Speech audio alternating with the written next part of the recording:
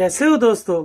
विद्या wires IPO का 2 दिन का सब्सक्रिप्शन डेटा स्ट्रॉन्ग दिख रहा है, पर अप्लाई करना सेफ है या अवॉइड। चलो पहले 2 दिन के सब्सक्रिप्शन नंबर्स देखते हैं। 2 दिन का डेटा कुछ ऐसा था।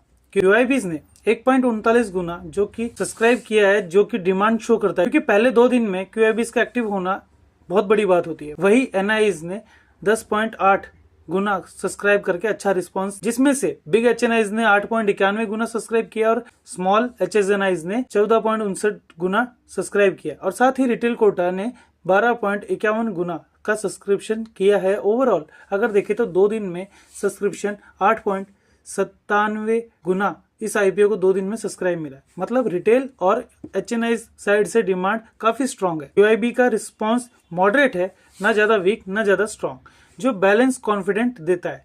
बाकी तीसरे दिन का सब्सक्रिप्शन देखना होगा क्यूआईबी का रिस्पांस कितना मिलता है। अगर देखें तो हाई सब्सक्रिप्शन का मतलब मार्केट सेंटीमेंट पॉजिटिव है। रिटेल और एचएनआई का aggressive participation short term listing play demand को सपोर्ट करता है। क्यूआईबी का डिसेंट इंटरेस्ट या सिग्नल देता है कि लॉन्ग टर्म इंस्टीट्यूशनल कॉन्फिडेंस ठीक ठाक है, ज्यादा कॉशियस नहीं है, बट क्वाइट प्रेजेंट है वो इस आईपीओ में। बात करें कंपनी के फंडामेंटल्स और बिजनेस मॉडल की, तो विद्या वायर्स एक कॉपर वायर मैन्युफैक्चरिंग बिजनेस है। स्टेबल, एस्टेब्लिश्ड और इंडस्ट्री प्रेडिक्टेबल। कंपनी के फंडामेंटल्स में कुछ पॉजिटिव्स क्लियर दिखते हैं, जैसे कि आरओई अच्छा है, कंपनी के पीयर कंपैरिजन में वैल्यूएशन क्वाइट अट्रैक्टिव है, कंपनी का बिजनेस काफी स्टेडी नेचर का है, साथ ही एक्सपेंशन प्लान से ग्रोथ विजिबिलिटी मिलती है। ये सारी चीजें एक साइड करके अगर रिस्क फैक्टर्स को भी इग्नोर नहीं करना चाहिए, जैसे प्रमोटर्स की रेगुलेटरी हिस्ट्री। कंपनी के प्रमोटर्स को पास्ट में कुछ नोटिस मिले हैं सेबी से। दूसरा, कॉपर प्राइस वॉलेटिलिटी, जो कि मेटल सेक्टर में हमेशा रिस्क होता ही है।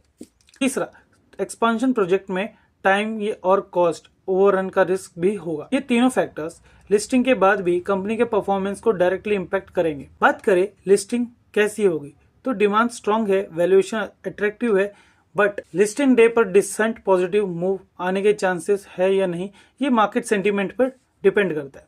लेकिन जस्ट रिमेंबर कि कॉपर का सेंटीमेंट नेगेटिव हुआ तो वॉलेटिलिटी भी आ सकती है। मतलब लिस्टिंग गारंटीड नहीं है, बट चांसेस डिसेंट कैटेगरी में है। बात करें फाइनल वर्डिक्ट की, तो इस आईपीओ में अप्लाई करें या नहीं, ये मेरा अपना एनालिसिस है, मेरी तरफ से कोई रिकमेंडेशन नहीं है। अप्लाई अवॉइड, बाकी अपना डिसीजन आप अपने स्टडी के बेसिस पे ले।